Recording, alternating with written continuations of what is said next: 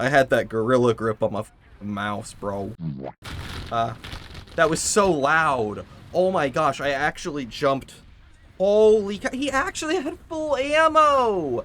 I just feel like every tiger I shoot on this map, they have max ammo. It's crazy. Hello there, I'm Chicken Farmer. Welcome to my channel. Today's video will be about the AMX M4. If you know anything about me, you know that I absolutely love and adore the M4A1 FL10. Since I'm so fascinated with the FL10, that started my interest in French vehicles. French vehicles are almost a guilty pleasure of mine in this game, or really just in general. I absolutely love the design of these vehicles. They're just all so interesting and unique, and I love their autoloaders and oscillators turrets. It's so different and interesting in comparison to a lot of the other tech trees and a lot of the other tanks from the time periods that these things were released, that I just can't help but really like them for some reason. And that ranges from the AMX 50 to the AMX 13. And from my interest in all of these tanks, it has sparked a fascination for really all French vehicles. But today we're focusing on the AMX M4. The AMX M4 is the first of the French oscillating turret medium tanks. Now, some of you may not understand what an oscillating turret is. The simple way to put it, an oscillating turret is a turret that is comprised of two separate pieces attached together so that the top part can move along with the gun and the bottom part stays connected to the tank. That's as simple as an explanation as I can give for that. I'm sure there's a more complex way of explaining it, but I think the simple answer is fitting for this video. Now, along with an oscillating turret, it comes with an autoloader, which is only really noticeable by the time you run out of shells in your first stage, as it gets a 7-shell first stage autoloader that gives this tank an edge on its opponents when it comes to reloading.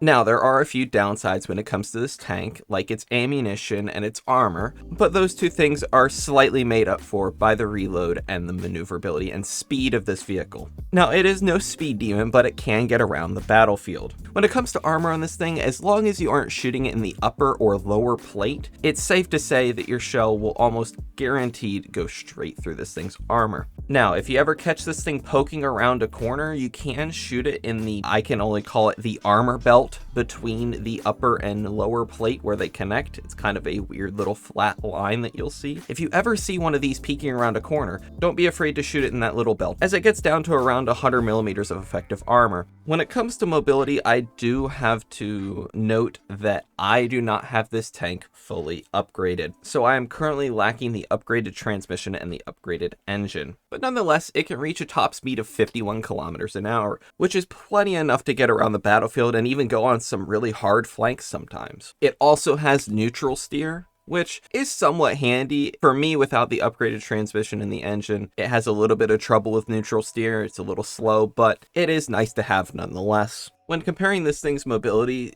to its counterparts in the French tech tree, it does come out to look pretty slow in comparison.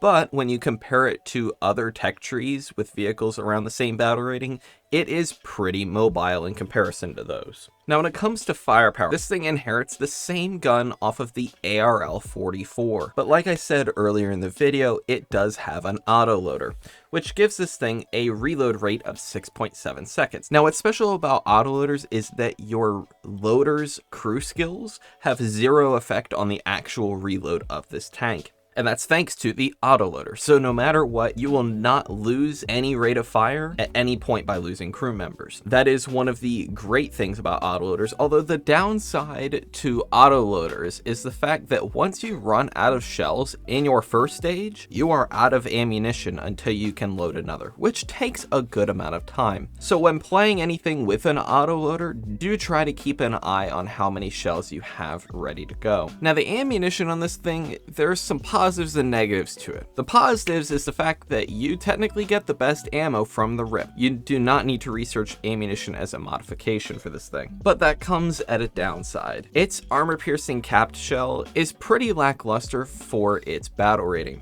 It has up to 215 millimeters of pen, and it has no filler at all. It is just a solid shot. Its post-penetration damage is pretty lackluster as well. So all of that combined makes it to where you really have to know where to aim with this ammunition, and if you don't have a good knowledge of your enemy's armor profile, you may have a very hard time using this tank. I think that's this thing summed up pretty well. Generally speaking, it really isn't that strong of a vehicle. It's just possibly fun for those of us that enjoy riskier gameplay. Now, I've got two things before we get into the gameplay I do want to say. Number one, please take a second and hit the like button, and if you're interested, please subscribe. I post War Thunder videos every Tuesday, Thursday, and Sunday, and most of them are very similar to this video. Now, number two, I want to thank all of y'all that have been subscribing and watching recently. I have been in a almost dry spell for a good week. I had been getting almost no numbers at all on any of my content, and then my M4 105 video absolutely blew up. The numbers on that video alone are insane, and I've not had a video do this well yet. I know the numbers I got off of that video aren't impressive in the grand scheme of YouTube, but for me and my size, it was almost mind-blowing to see these numbers. So from the bottom of my heart, thank you very much if y'all have subscribed from that video, found me through that video, just thank you for giving me the chance. It truly means a lot, and I just can't express how I feel about it. So thank you very much. All right, that's enough of my rambling. Time to get into that gameplay. For those of y'all that have requested specific tanks for videos, I have heard y'all loud and clear, and don't stop asking for them, because I sometimes have a hard time choosing what videos I want to make. I do have a very long list of vehicles that I would love to make videos on, but I try my best to make sure that the videos I make have a variety to them. Like, I try not to do American tank after an American tank back to back. I want to keep variety as high as I can possibly get on my channel. So that's why I try and flip back and forth, or just kind of move around between different tech trees. And I try not to make videos on tanks that are similar to ones that I've already made yet. At some point, obviously, I will be going back and making videos on tanks that may be similar to something I've already made, but I want y'all to know that I do hear y'all, and I do plan on making videos on pretty much all the tanks that have been recommended. It's just this video in particular I did want to do because I've been having very, very good games in it on my free time, and I just really wanted to make this video today. That's pretty much it. This is a tank I do absolutely love, and I don't know. I just want to share it with all of y'all how much I like this tank.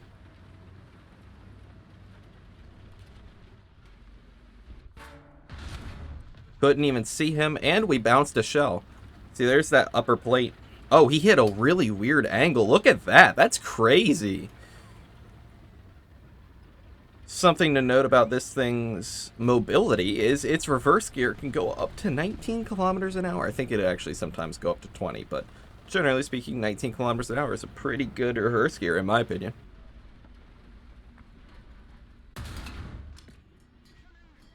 Well, this might be very, very bad for my health very soon. I'm really not sure exactly where I can pen it. I know I can outrate a fire him, but, like, I don't know if I can actually get through his armor. I really don't think I can. I really wasn't aiming there all that well. Oh, someone got him. Nice. Yeah, I don't think that my barely over 200 millimeters of pen can go through that, unless I hit, like, a little pixel angle, which I don't think I'm hitting at that distance. My team is falling apart a little bit, and I kind of want to do something productive. It's just kind of hard on this map. I'm really not a fan of this map. I don't think it's the worst, but I just personally just really have a distaste for it. Oh, he saw me. He saw me before I saw him. That was a skill issue on my part. I don't have backups, so yeah, I guess that's it for this game. Something I did forget to mention in the beginning of this video is this tank is chock full of ammunition. There is no ammunition loadout that you can actually use that keeps you from getting ammo racked almost every single penetration. It sucks. That is another big downside to this vehicle. I'm just now realizing how many downsides there are to this vehicle. Oh man, but it's fun. I don't get why it's so fun for being so weak.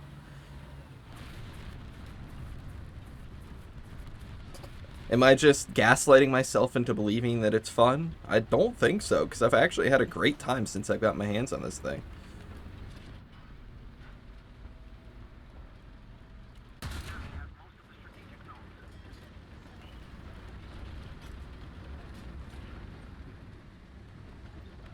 Oh no.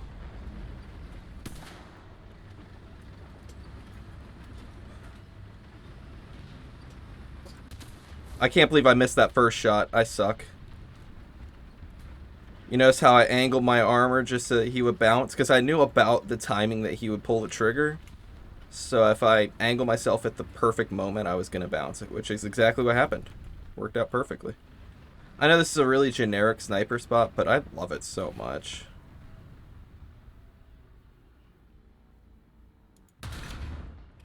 Okay.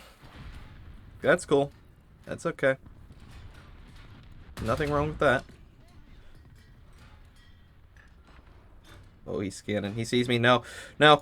Yes! Yes! I was actually so scared. I was gripping my mouse so hard. I had that gorilla grip on my mouse, bro.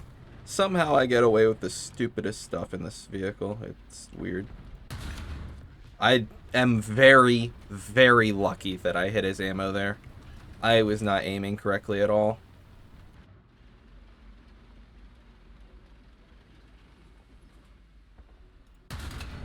Okay, I thought he was much farther away than that. My eyes deceive me, but I'll be able to take care of him with relative ease. It's one thing that really sucks about Tiger 2s is that massive ammo rack in the back. Let's hope he doesn't hit that little armor belt. Or does he not really know about it?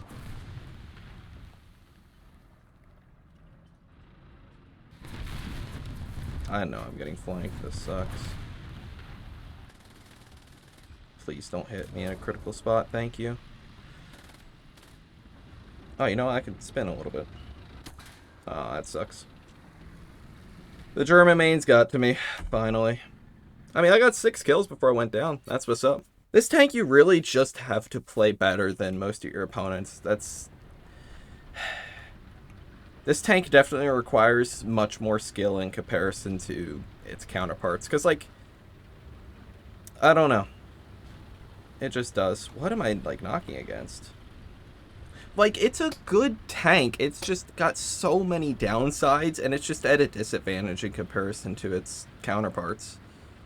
But I feel like skilled players, and I'm not calling myself good at the game, but, like, I feel like more skilled players can make actual use of this vehicle. Like, I would not want to put someone that's newer to the game on this vehicle. Like, I know many people in my audience are newer players, but this is the kind of vehicle you can look forward to playing better at, like, getting better at the game so that you can look forward to playing vehicles like this.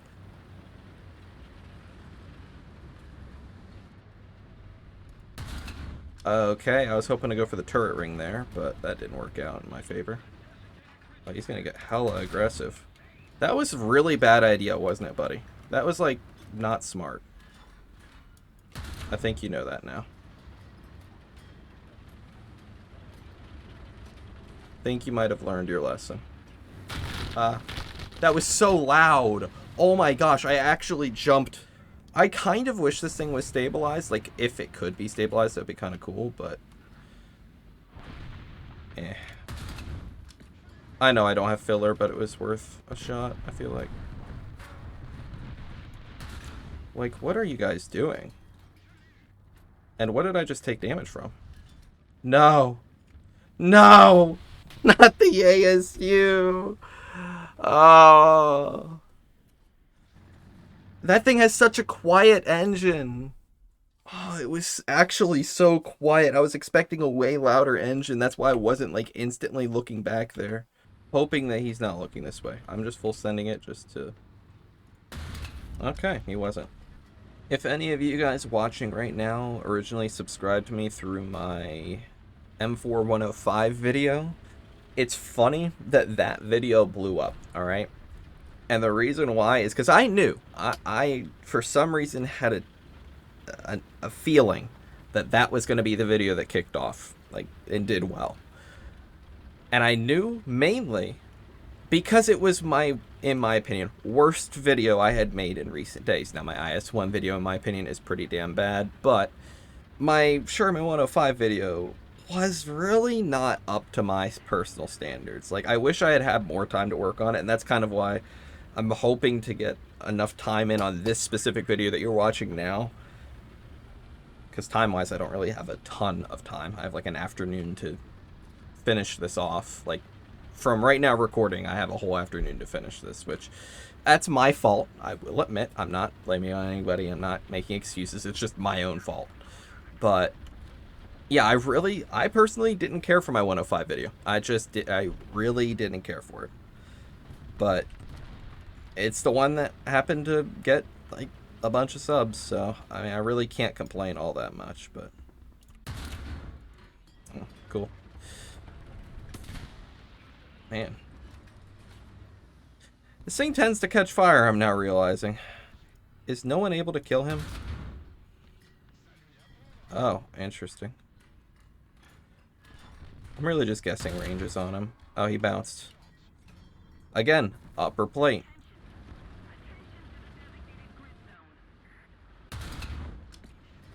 Well, he's lucky that his ammo didn't go off. That I missed by like an inch. Holy cow, he actually had full ammo! Dude, it's always Tigers on this map that have full ammo. I swear. They always just have every bit of ammo. It's like this map, like, do you need that much ammo on this map in particular? I just feel like every Tiger I shoot on this map, they have max ammo. It's crazy. Oh boy, I am very unlucky.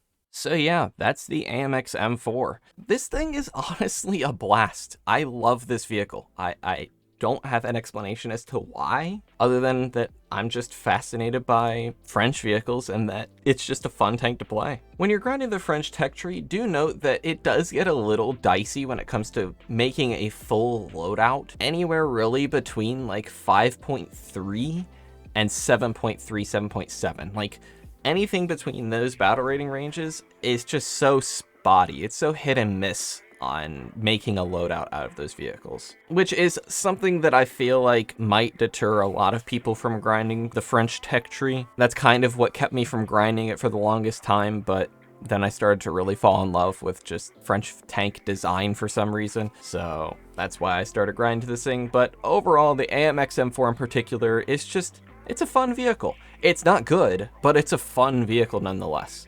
In the right hands, it can be used decently enough to be a quite potent vehicle. The second game I ever played in this thing, I almost got a nuke in it. So, yeah, have a chill day.